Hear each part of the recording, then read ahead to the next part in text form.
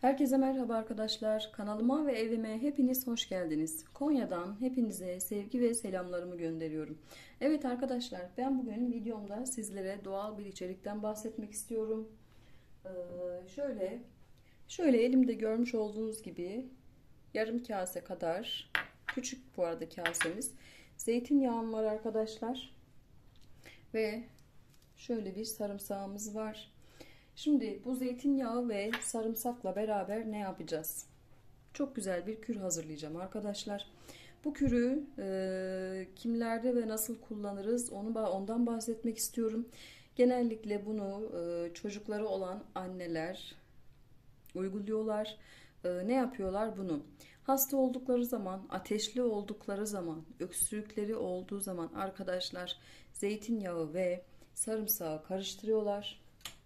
Daha sonra bu zeytinyağı karışımını çocukların ayaklarının altına sürüyorlar arkadaşlar ve birçok kişinin gerçekten çok fazla e, faydasını gördüğü söyleniyor arkadaşlar.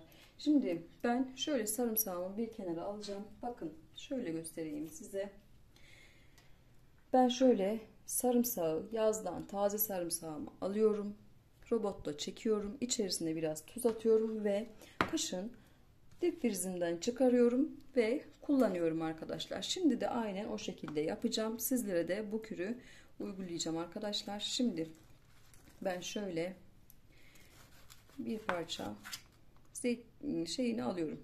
Sarımsağı alıyorum ve zeytinyağımın içerisine atıyorum arkadaşlar.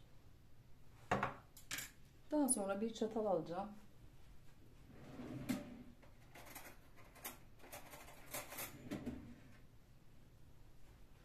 Evet, şöyle çatalımı aldım.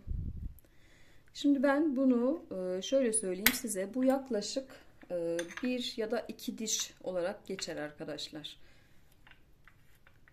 Şu şekilde bakın karıştırıyorum. Buzlu olduğu için hafif bir donma meydana gelebilir. Hiç sıkıntı değil arkadaşlar.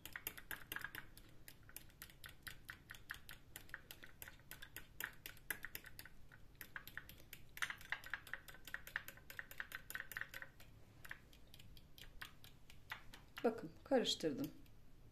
Dediğim gibi benim sarımsağım dip frizde duruyor.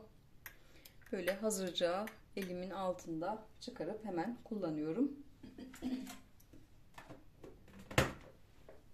Evet. Şimdi arkadaşlar bu nasıl uygulanacak? Size ondan bahsedeyim. Şimdi şu sarımsağı görüyorsunuz. Şöyle zeytinyağını da görüyorsunuz. Şöyle yakından göstereyim size. Bu 1, 2, 3 ya da bekletebildiğiniz kadar böyle 5 saat 6 saat bekletin ki birbirine şöyle iyice bir özleşsin arkadaşlar. 2 saat bekletmeniz de yeterli olur aslında. Sıkıntı olmaz. Daha sonra bu zeytinyağı ve sarımsak karışımı bekledikten sonra sarımsak şöyle görmüş olduğunuz gibi dibe çökecek arkadaşlar. Dibe çöktükten sonra bunu bir krem sürer gibi arkadaşlar sadece zeytinyağından alıyoruz. Bakın bu çok önemli.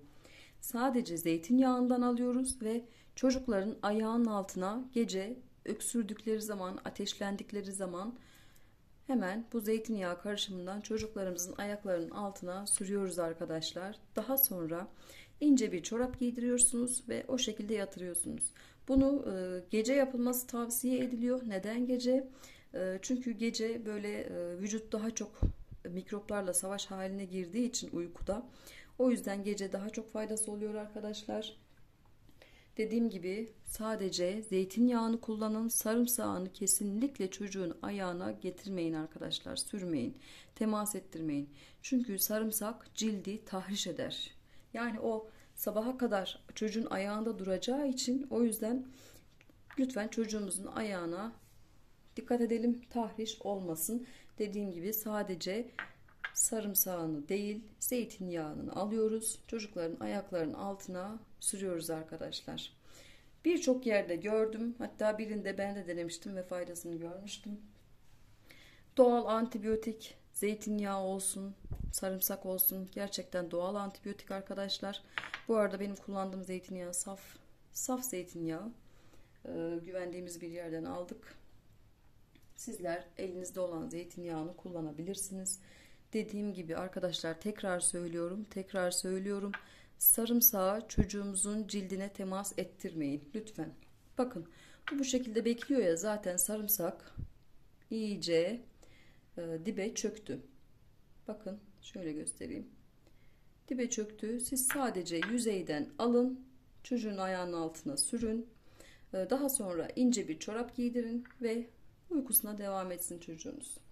Bu şekilde bu tarifi uygulayabilirsiniz arkadaşlar. Biliyorsunuz ki şu an ülkemizde o kadar çok salgın var ki ve bu salgın özellikle çocukları vuruyor arkadaşlar.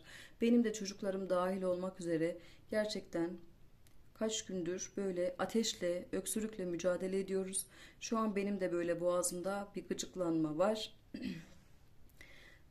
O yüzden tedbirimizi alalım. Takdir Allah'tan diyoruz arkadaşlar. Biz elimizden geleni yapalım. Yani alternatif tıp, bunu kullanabiliriz yani. Doktorumuza gideceğiz tabii ki. Elbette ki doktora gideceğiz.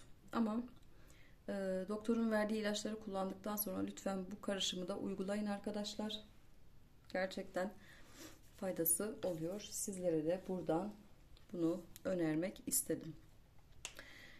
Evet, dediğim gibi öksürükte, ateşte bunu kullanabilirsiniz. Hatta böyle bir kaşık şöyle zeytinyağından alıp çocuğunuza içirebilirsiniz arkadaşlar. Şöyle bir tatlı kaşığı, 2 yaşından büyükse eğer bir tatlı kaşığı veya 2 yaşından küçükse böyle bir çay kaşığı kadar içirebilirsiniz. Ayaklarının altına sürmeden önce böyle bir çay kaşığı tüketebilirsiniz.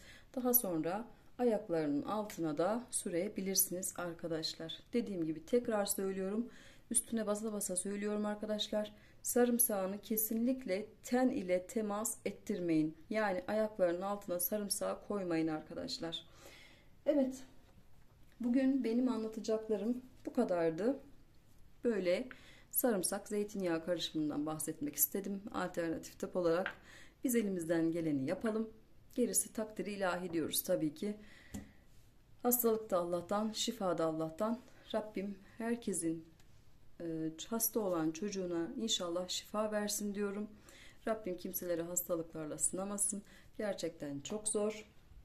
Evet, benim diyeceklerim bu kadar arkadaşlar. Beni dinlediğiniz ve izlediğiniz için hepinize çok teşekkür ederim.